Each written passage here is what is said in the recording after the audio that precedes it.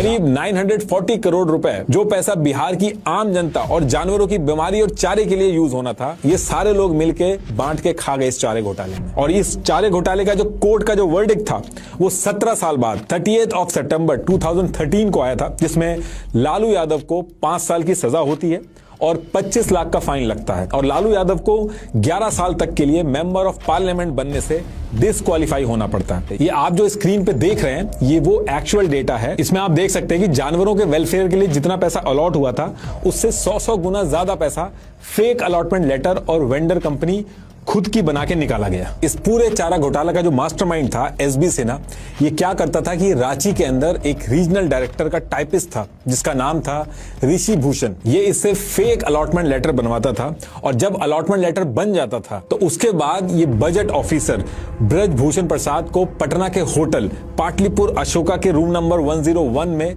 बुलाकर इस fake allotment letter पे साइन करवा लेता था, जिससे इन्हें ओरिजिनल अलॉटमेंट लेटर की जरूरत ही नहीं पड़ती थी। और इस पूरे स्कैम में कोई गड़बड़ ना हो तो एसबी सिन्हा को ही टास्क दिया गया था कि ये जितनी भी चीजें हैं इसके अंदर किस ऑफिसर की पोस्टिंग किस जगह होगी, ये सारी चीजें एसबी सिन्हा ही देखता था, ताकि ऊपर से लेकर नीचे तक इनके ही बंदे हों जो इनके काम में दिक्कत ना करें। जैसे एक बार शुरू में मैंने आपको बताया था जब इनकम टैक्स वाले रेड मारना शुरू कर रहे थे तो सबके ट्रांसफर हो गए थे, तो उस टाइम पे भी एसबी सिन्हा ही था जिसने Kolkata based company Badri Narayan and company के ओनर दीपेश चंदक से बात करके अपने हिसाब से चलने वाले income tax officer Adeep Chandra Chaudhary का ट्रांसफर करवा लिया था अपने एरिया के अंदर, ताकि पैसे निकालने में इनकेस कोई इनका बंदा भी पकड़ा जाए तो कोई दिक्कत ना आए। फेक अलॉटमेंट लेटर तो ये बनवा लेते थे, इसके साथ साथ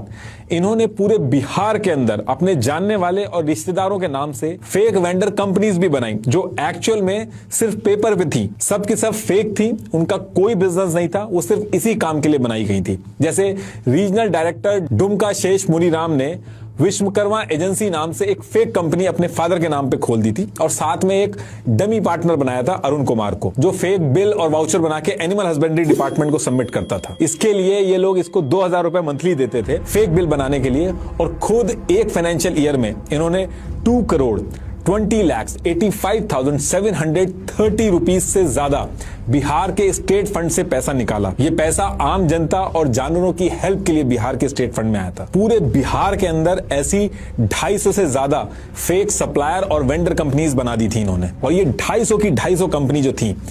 इनमें मेडिकल, मशीन, चारा, इक्विपमेंट, ट्रांसपोर्टेशन के नाम पे डेली बेसिस पे फेक बिल सबमिट किए गए थे। स्क्रीन पे आप इन सारी कंपनीज के नाम देख सकते हो। कई तो ब्लंडर्स इन्होंने बहुत ज्यादा बड़े कर दिए थे।